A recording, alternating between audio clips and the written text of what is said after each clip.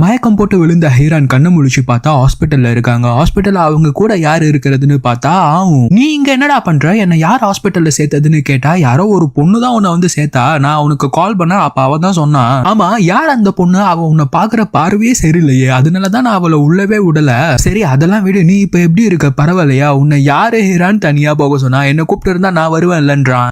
நான் ஒன்னும் குழந்தை கிடையாது எங்க போனாலும் கூட்டிட்டு போறதுக்கு. சரி இப்ப அந்த பொண்ணு எங்க இருக்கான்னு கேட்டா, நான் தான் அவளை உள்ள விடல, அதனால ரிசப்ஷன்ல உட்காந்துருப்பான்ட்டு சொல்றான். சரி ஓகே, இத பத்தி என்னோட அம்மா கிட்ட சொல்லாத, நான் அவளை போய் பார்த்துட்டு வந்துடுறேன்ட்டு வெளியே வந்து பார்த்தா டாக்டர் அந்த பொண்ணு கிட்ட ஹீரானுக்கு கேன்சர் இருக்குன்ற விஷயத்த சொல்லிடுறாங்க. அப்ப ஹீரான், இங்க பாரு, என்ன ஒன்னும் பாவமாலாம் பார்க்காத, நான் நாளைக்கே செத்துறலாம் மாட்டேன், ஷோவானுக்காக தான் என் உயிர் இன்னும் அப்படியே இருக்கு, அவனை விட்டுட்டு நான் அவ்வளவு சீக்கிரம் போக மாட்டேன், ஆனா நீ தயவு செய்து இதை பத்தி ஷோவான் கிட்ட சொல்லிடாத, தெரிஞ்சா ஷோவான் என்ன விட்டு போயிடுவான்லாம் இல்ல, என் கூடவே இருந்து நான் கஷ்டப்படுறத பார்த்து அவன் கஷ்டப்பட்டுட்டு இருப்பான், அவனை கஷ்டப்படுத்த கூடாதுன்றதுக்காக தான் தெரிய வேணான்றேன், அதனால தயவு செய்து இதை பத்தி ஷோவான் கிட்ட சொல்லிடாதுன்ட்டு அந்த பொண்ணு கிட்ட ப்ராமிஸ் வாங்கிக்கிறாங்க. ஹீரான ஹாஸ்பிட்டல்ல அட்மிட் பண்ற கேப்ல இந்த பொண்ணு அந்த பெயிண்டிங்கை சுட்டுட்டு அவளோட ஹஸ்பண்ட் கிட்ட சொல்லி அதை விற்கிறதுக்கான பார்ட்டியை போய் பார்க்கலாம்ட்டு வந்து பார்த்தா அது ஹாவோட அங்கிள்.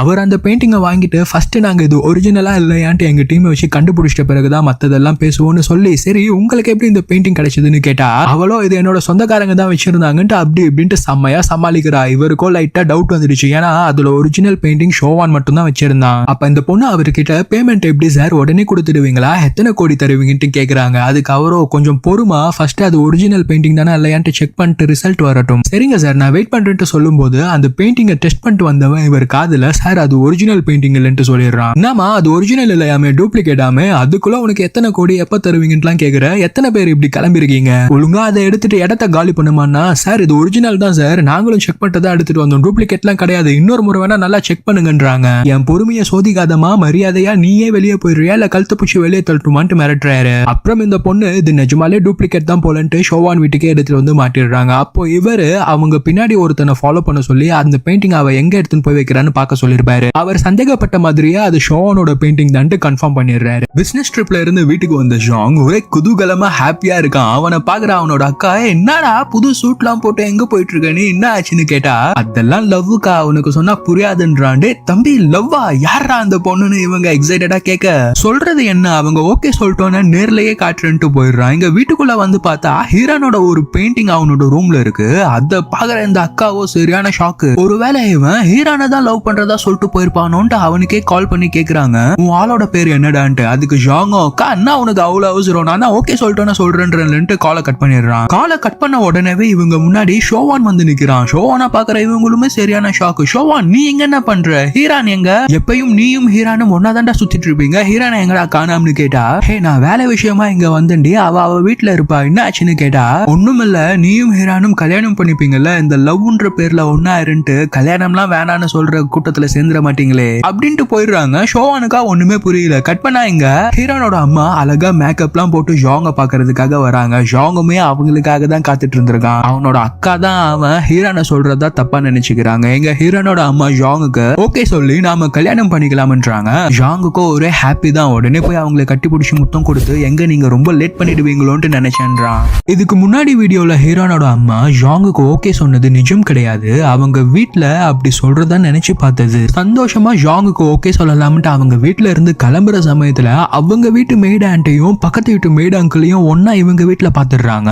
ஆக்சுவலா அந்த மெய்டு ஆண்டியும் அங்கிளும் சிங்கிள் தான், ஃப்ரெண்ட்ஸா தான் இருப்பாங்க. ஆனா ஒரு கட்டத்துல அதுவும் லவ்வா மாறி சரி நாம கல்யாணம் பண்ணிக்கலான்ட்டு ஒரே ரொமான்ஸ் தான். அதை பாக்குற ஹீரானோட அம்மா செம்ம கோவமாகி எவ்வளவு நாட்கள் இப்படி நடந்துட்டு இருக்குன்ட்டு மேல போய் சிசிடிவி ரெக்கார்டிங்ஸை பார்க்க ஆரம்பிக்கிறாங்க. இங்க ஜாங்கோ பாவம் காலையிலேயே சந்தோஷமா வந்தான், நைட் ஆகியும் இன்னும் அவங்க வருவாங்கன்ட்டு அங்க வெயிட் பண்ணிட்டே இருக்கான். இங்க ஹீரானோட அம்மா இந்த ஃபுட்டேஜஸ் எல்லாம் பார்த்துட்டு இருக்கும்போது ஜாங் வேற வழி இல்லாம அவங்களுக்கு கால் பண்ணி, எப்பங்க வருவீங்க, நான் காலையில இருந்து இங்க தனியா வெயிட் பண்ணிட்டு இருக்கேன்ட்டு சொன்னா, ஜாங் எனக்கு ஒரு முக்கியமான வேலை இருக்கு, நீ வீட்டுக்கு கிளம்புன்னு சொல்லி காலை வச்சுட்டு இந்த மெய்ட் ஆண்டியை வந்து ஒரு கை பாத்துடலாம்னு நினைக்கிற சமயத்துல அங்க ஃபுட்டேஜ்ல ஹீரானும் ஷோவானும் முத்தம் கொடுத்தத பாத்துடுறாங்க. அவங்க பொண்ணும் ஷோவானும் ஒன்னா இருக்கிறத பாக்குற ஹீரானோட ஹீரானோட அம்மாக்கு தூக்கி வாரி போட்டுடுச்சு. ஷோவான்ன்றதாலலாம் இல்ல, அவங்களுக்கு ஜென்ரலா ஆம்பளைங்க மேல இருந்த நம்பிக்கையே போயிடுச்சு. இந்த காதல்ன்ற பேரை பயன்படுத்தி ஆம்பளைங்க அவங்களுக்கு தேவையான விஷயத்த மட்டும் சுயநலமா எடுத்துக்கிட்டு காதல்ன்ற வார்த்தையே அசிங்கமா ஆக்கிட்டு விட்டுட்டு போயிடுறானுங்க. இவங்க ஹஸ்பண்ட் கேன்சரால இறந்தாலுமே அவர் இவங்க கூட கடைசி வரைக்கும் இருந்து ஃபைட் பண்ணல. வலி தாங்க முடியாம செல்ஃபார்ம் பண்ணி இறந்துகிட்டாரு. அந்த மாதிரி ஒரு நிலைமை அவங்க பொண்ணுக்கு ஏற்பற்ற கூடாதுன்னு நினைக்கிறாங்க. லைக் காதல்ன்ற பேரை யூஸ் பண்ணி இங்க முக்காவாசி ஆம்பளைங்க அவனுங்களோட மூட் ஸ்விங்க்கு ஏத்த மாதிரி பொண்ணுங்களோட உடல் தேவைக்காக மட்டுமே இந்த காதல்ன்ற பேரை பயன்படுத்தி பழகிட்டு இருக்காங்க. அந்த மாதிரி ஒரு பழக்கத்துல போய் ஹீரான் மாட்டிக்க கூடாதுன்னு யோசிச்சுட்டு இருக்காங்க. அது மட்டும் இல்லாம ஷோவான் ஹீரானை விட வயசுலயும் பெரியவன், எப்படி நம்ம பொண்ணு இவங்கிட்ட விழுந்தான்னு தெரியலன்ட்டு யோசிச்சுட்டு இருக்காங்க. அந்த சமயம் பார்த்து ஜாங் இன்னும் வீட்டுக்கு போகாம இவங்களுக்கு கால் பண்ணிட்டே இருக்கான். அப்போ இவங்களுக்கு இன்னொரு யோசனை, ஜாங்குமே நம்மளோட வயசுல சின்னவன் தான், நாம கொஞ்ச நேரத்துக்கு முன்னாடி அவனுக்கு போய் ஓகே சொல்லலாம் தானே நினைச்சிட்டு இருந்தோம். ஒரு சில ஆம்பளைங்க காதல்ன்ற பேரை பயன்படுத்தி மிஸ்யூஸ் பண்றதால எல்லா ஆம்பளைங்களும் அப்படியும் கிடையாதுன்ட்டு யோசிக்கிறாங்க. ஷோவான் ஹீரானோட லவ் விஷயம் தெரிஞ்சு அவங்க அம்மா என்ன பண்றதுன்னே தெரியாம உடஞ்சு போய் அங்க உட்காந்துருக்க சமயத்துல ஜாங் அவங்களுக்காக வாங்கிட்டு வந்த மோதிரத்தை கொடுக்க முடியலையேன்ட்டு ஃபீல் பண்ணிட்டே வீட்டுக்கு வந்துடுறான். இங்க கட் பண்ண ஹாஸ்பிட்டல்ல ஹீரான் அவங்களோட நிலைமையை ஷோவான் கிட்ட சொல்லிடலாம்னு நினைச்சிட்டு இருக்கும்போது கரெக்டா ஷோவானே அவங்களுக்கு கால் பண்றான். ஹீரானோ அழுகிய கண்ட்ரோல் பண்ணிட்டு பேசுறாங்க. உன்னால என் கூட பேசாம இருக்க முடியுது இல்ல ஷோவான், ஆனா என்னாலதான் உன் கூட பேசாமலாம் இருக்க முடியல. எப்படா வருவேன்னு கேட்டா, ஹே வேலை முடிஞ்சிடுச்சுடி, நான் இன்னைக்கே கிளம்பிட்டேன், வந்துருவேன்னு சொல்ல எனக்கு இப்பமே உன்னை கட்டி பிடிச்சு அழுகணும் போல இருக்கு ஷோவான், சீக்கிரமா வா, நான் உன்னை பாக்குறதுக்காக வீட்டுக்கு வந்துடுறேன்னு சொல்லிட்டு ஹாஸ்பிட்டல்ல இருந்து நேரா ஷோவானை பாக்குறதுக்காக கிளம்புறாங்க. அத பாக்குற ஆகும், ஹீரான் எங்க கிளம்பிட்டு இருக்க நீ? இந்த நிலைமையில உன்னை டாக்டர்ஸ் டிஸ்சார்ஜ் பண்ண கூடாதுன்னு சொல்லிருக்காங்க, ஆனா நீ எங்கேயோ கிளம்பிட்டு இருக்க, ஒழுங்கா ரெஸ்ட் எடு ஹீரான்னு சொன்னா ஹீரான் ஹாவு கிட்ட சண்டை போட்டு வெளியே போக பாக்குறாங்க.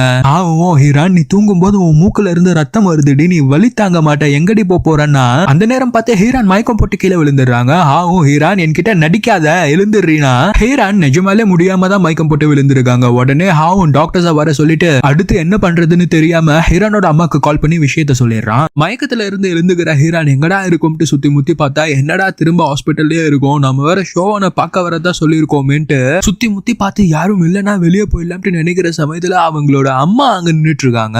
எழுந்துரு ஹீரான், நீ மயக்கத்துல இருந்து எழுந்ததை பார்த்துதான் நான் உள்ள வந்தேன், எதுக்காக என்கிட்ட இப்படி நடிச்சிட்டு இருக்க, எத்தனை நாட்களா இப்படி நடிச்சிட்டு இருக்க நீ? எனக்கு எல்லாமே தெரியும் ஹீரான், இந்த ஆம்பளைங்களை தயவு செய்து நம்பாத, அவனுங்களோட தேவைக்காக என்ன வேணாலும் பண்ணிட்டு சொசைட்டில நல்ல வேஷம் போட்டு சுத்திட்டு இருக்கவனுங்க தான் இந்த ஆம்பளைங்க அப்படின்னு சொன்னா ஹீரான் ஷோவான் ஒன்னும் அப்படி கிடையாதுமான்றாங்க. அதை கேட்டு செம்ம காண்டான ஹீரானோட அம்மாவோ, என்னடி தெரியும் உனக்கு, கூட இருக்கிற உறவுகளே அவங்களோட தேவைக்காக இருக்காங்களா இல்ல நிஜமாலே அன்பால தான் இருக்காங்களான்ட்டு கண்டுபிடிக்க முடியாத உலகம் இது. இதுல மூணாவது ஆள்லாம் ஏமாத்திரம், அப்படி அவன் உன்னை உண்மையா நேசிக்கிறதா இருந்தா இந்நேரம் அவன் உன் கூட தாண்டி இருந்திருக்கணும், நீங்க தனியா அனாத மாதிரி படுத்துட்டு இருக்க, சிரிக்கும் போது மட்டும் கூட இருக்கிறது அன்பு இல்ல ஹீரான், கஷ்டத்துல கூட இருக்கிறது தான் அன்பு. இப்ப நீ இங்க கஷ்டப்படுறன்னு தெரிஞ்சோ அவன் உன் கூட இல்ல, என்னாலலாம் அவனை நம்பி உன்னை அனுப்ப முடியாது ஹீரான்றாங்க. அதுக்கு ஹீரான், அம்மா நான் கஷ்டப்படுறது அவனுக்கு தெரியாதுமா, எனக்கு கேன்சர்ன்றத நான் ஷோவான் கிட்ட சொல்லலன்றாங்க. யாரும் உன்னை இறக்கத்துல பாத்திர கூடாதுன்னு நினைக்கிறல்ல ஹீரான், ஆனா அம்மா உன்னை யாரும் ஏமாத்திட கூடாதுன்னு நினைக்கிறேன்டா. உன்னோட அப்பா போனதுக்கு அப்புறம் என்கிட்ட எத்தனை பேர் உடல் தேவைக்காக மட்டும் வந்தானுங்க தெரியுமா? ஒரு பொண்ணு நினைச்சா அந்த சுகத்தை எப்படி வேணாலும் அனுபவிச்சுக்கலாம், ஆனா உண்மையான சுகம் அழகான அன்புல தான் இருக்கு ஹீரான். இதை நான் உனக்கு எப்படி சொல்லி புரிய வைப்பேன் ஹீரான்ட்டு வெளியே வந்து உட்காந்து அழுதுட்டு இருக்காங்க. எங்க நம்ம பொண்ணு ஏமாந்துட போறாங்களோன்ட்டு பயத்துல வெளியே வந்து அழுதுட்டு உட்காந்து இருக்க அம்மாவை சமாதானப்படுத்துறதுக்காக ஹீரானே பக்கத்துல வந்து உட்காந்து, என்னமா நீங்க, நான் உடம்பு சரியில்லாம இருக்கும்போது நீங்க தான் என்ன தைரியமா பாத்துக்கணும், நீங்களே இப்படி அழுதுட்டு இருந்தீங்கன்னா என்ன பண்றதா? இப்ப என்ன உங்களுக்கு, நான் ஷோவானோட பேச்சுல மயங்கி அவன் கிட்ட விழுந்துட்டேன்ட்டு நினைக்கிறீங்களா? அப்படியெல்லாம் உங்க பொண்ணு ஏமாந்துட மாட்டாமா, நான் உங்களை ஷோவான் உருவத்துல பாக்குறேன், நீங்க எப்படி கல்யாணம் பண்ணிட்டு இப்ப அப்பா இல்லாம கஷ்டப்படுறீங்களோ அதே மாதிரி தான் ஷோவான் நேசிச்ச பொண்ணு இறந்ததால அவன் வாழ்க்கையை அப்படியே தனியாவே முடிச்சிடலாமன்ட்டு இருந்தான். அப்படிப்பட்ட ஒருத்தன் மறுபடியும் திரும்ப யாரையும் நேசிக்க மாட்டாமா, அப்படி நேசிச்சானா அவங்களை ஏமாத்திட்டு விட்டுட்டு போக மாட்டான் அப்படின்னு சொன்னா ஹீரானோட அம்மா, உனக்கு பசங்களோட மனநிலை புரியாது ஹீரான், அவனுங்களோட புத்தி குரங்கு புத்தி மாதிரி. இந்த நாகரிக உலகத்துல ஒருத்தனுக்கு ஒருத்தின்ற சம்பிரதாயம்லாம் இந்த சொசைட்டி போட்டு வச்சிருக்க கட்டுப்பாடு, இந்த கட்டுப்பாடெல்லாம் மீறாத மாதிரி ஏமாத்தி இல்லாத பொல்லாத தப்பு தண்டா எல்லாம் பண்ணிட்டு இந்த சொசைட்டில நல்லவங்கள மாதிரி அவங்களை ப்ரொஜெக்ட் பண்ணிட்டு வாழ்ந்துட்டு இருக்கவங்க தான் இந்த ஆம்பளைங்க. அப்கோர்ஸ் எல்லாருமே அப்படின்ட்டு கிடையாது, பட் முக்காவாசி பேர் பேரு அப்படிதான் ஹீரான். அதெல்லாம் உனக்கு இப்ப சொன்னா புரியாது. உனக்கு கல்யாணம் ஆகி உனக்கு ஒரு பெண் குழந்தை பிறந்தா அப்பதான் உனக்கு அதெல்லாம் புரியும்ன்றாங்க. சரி, ஒருவேளை நீ நினைக்கிற மாதிரி அந்த பையன் நல்ல பையனா இருந்தாலுமே எதிர்காலத்துல மாறிட மாட்டான்றதுக்கு என்ன நிச்சயமா? அப்போ நீங்க அப்பாவை பயந்தா கல்யாணம் பண்ணீங்க. எல்லாமே ஒரு நம்பிக்கை தானமா. வாழ்க்கையை ஆரம்பிக்கும் போது இப்படி பயத்துல ஆரம்பிக்க கூடாதுமா. ஷோவான் என்னைக்குமே என்ன கஷ்டப்படுத்திட மாட்டாமா, என்ன தனியா விட்டு போக மாட்டான். அதே மாதிரி தான் நான் இப்ப கேன்சர்ல கஷ்டப்பட்டுட்டு இருக்கிறத அவன் தெரிஞ்சுக்கிட்டா என் கூடவே இருந்து கஷ்டப்பட்டுட்டு இருப்பாமா. அவன் கஷ்டப்படக்கூடாதுன்றதுக்காக தான் நான் சொல்லல. இருந்தாலும் எனக்கும் ஆசை தான் இந்த நேரத்துல அவன் என் கூட இருக்கணும்ட்டு. ஆனா ஒருவேளை நான் குணமாகாம செத்துட்டேன்னா அவன் உடஞ்சிடுவாமா. அதனாலதான் நான் அவன் கிட்ட சொல்லன்றாங்க. இதையெல்லாம் கேட்கிற ஹீரோனோட அம்மா, என்னோட பொண்ணு இவ்வளவு மெச்சூர்டா வளர்ந்துட்டாளா? நான் இன்னும் உன்னை ஸ்கூல் படிக்கிற பிள்ளைன்னு நினைச்சிட்டு இருக்கேன். இவ்வளவு விஷயங்களை யோசிச்சுதான் நீ அவனை காதலிக்கிறியா? சரி, அதெல்லாம் விடு ஹீரான். இப்போ எனக்கு நீ உன் மனசுல நமக்கு ஏதாச்சும் ஆயிடுமோ, நம்ம செத்துருவோமோ அப்படின்ற நெகட்டிவ் தாட் எல்லாம் தூக்கி போட்டுட்டு ஃபுல் ஃபிளெஜ்டா ட்ரீட்மெண்ட் எடுத்துக்கிட்டு கம்ப்ளீட்டா குணமாகி அதுக்கப்புறம் அவன் கிட்ட பேசு. நீ என்ன பேசுறது, நானே உங்களை சேர்த்து வைக்கிறேன்றாங்க. ஓஹோ, நீங்க அப்படி வரீங்களா? சரி, ஓகே, அப்ப நீங்களும் எனக்காக ஒண்ணு பண்ணணும்னு சொல்லி எனக்கு கம்ப்ளீட்டா குணமடைஞ்சோன்னு நீங்க இன்னொரு கல்யாணம் பண்ணிட்டு சந்தோஷமா வாழணுமாமா, எனக்காக இது பண்றீங்களான்றாங்க.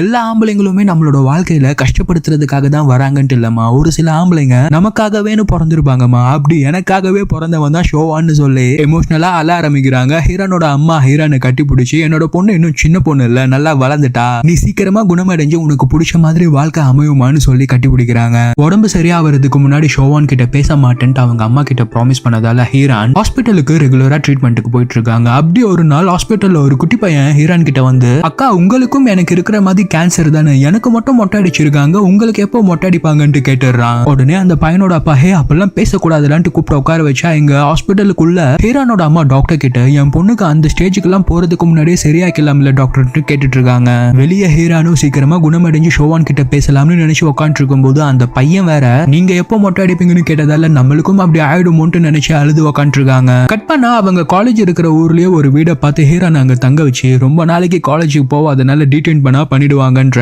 அதனால பட்டுன்னு ஸ்டடிஸ் முடிச்ச கையோட யூஎஸ்ல போய் ட்ரீட்மெண்ட் பண்ணிட்டு வரலாம். யூஎஸ்ல இதெல்லாம் கியூரபிள் தான், சோ பயப்படுறதுக்கு எதுவும் இல்லைன்ட்டு ஹீரான் அங்க விட்டுட்டு போனா ஷோவான் அவங்களுக்கு விடாம கால் பண்ணிட்டே இருக்கான். கிட்டத்தட்ட 2-3 மாசம் ஆயிடுச்சு அவன் கிட்ட பேசி. சரி, படிப்புக்காக வந்திருக்கோம், கொஞ்ச நாள் கழிச்சு பேசலாம் அப்படி இப்படின்னு ஏதாச்சும் சொல்லி சமாளிக்கலாம்னு பார்த்தா ஷோவான் குரலை கேட்டோனவே ஹீரானுக்கு அழுகைய கண்ட்ரோல் பண்ண முடியல. ஹீரானுக்கா எனக்கு ரொம்ப கஷ்டமா இருக்கு, என் கூட வந்து இருடான்ட்டு சொல்லணும் போல இருக்கு. ஆனா அவங்க கண்ட்ரோல் பண்ணிட்டு எதுவுமே பேசாம இருக்காங்க. அமைதியா இருக்கிற ஹீரானோட மனசுல என்ன இருக்குன்ட்டு தெரியாத ஷோவான் இங்க ஒருவேளை நம்மள பிடிக்காம தான் அவாய்ட் பண்றாளோன்னு நினைச்சு நாமளே ஹீரானை விட்டு விலகி இருக்கலாம்ட்டு முடிவெடுக்கிறான். இந்த நம்பர் தெரிஞ்சதுனால தானே ஷோவான் விடாம கால் பண்ணிட்டு இருக்கான். இந்த சிம்மை உடச்சு போட்டுடலாம், உடச்சு போட்டுட்டு நம்ம கம்ப்ளீட்டா ரிகவர் ஆயிட்ட பிறகு திரும்பி ஷோவான் கிட்ட பேசலாம்னு நினைச்சு ஹீரான் ஷோவானுக்கு தெரிஞ்ச சிம் நம்பரை உடச்சு போட்டுட்டு புது போனையும் மாத்திக்கிறாங்க. அப்ப சடனா அங்க ஹாவும் வரான். உங்க அம்மா ஆபீஸ் ஒர்க்ல பிஸியா இருக்காங்களா, அதனால எப்பப்பெல்லாம் ஃப்ரீயா இருக்கணும் அப்பப்பெல்லாம் உன்னை வந்து பாத்துக்க சொன்னாங்கன்ட்டு சொல்றான். அதுக்கு ஒன்னும் அவசியம் இல்ல, அவன் ஹாஸ்டல்லே போய் இருந்துக்கிறேன்ட்டு இவனை அனுப்பிச்சு விட்டுறாங்க. இங்க கட் பண்ண ஷோவான் அவனோட வீடை ஒரேடியா வெக்கேட் பண்ணிட்டு வேற எங்கேயோ கிளம்பிட்டு இருக்கான். அதை பாக்குற அவனோட ஃப்ரெண்டோ, என்னடா ஆச்சு திடீர்னுட்டு,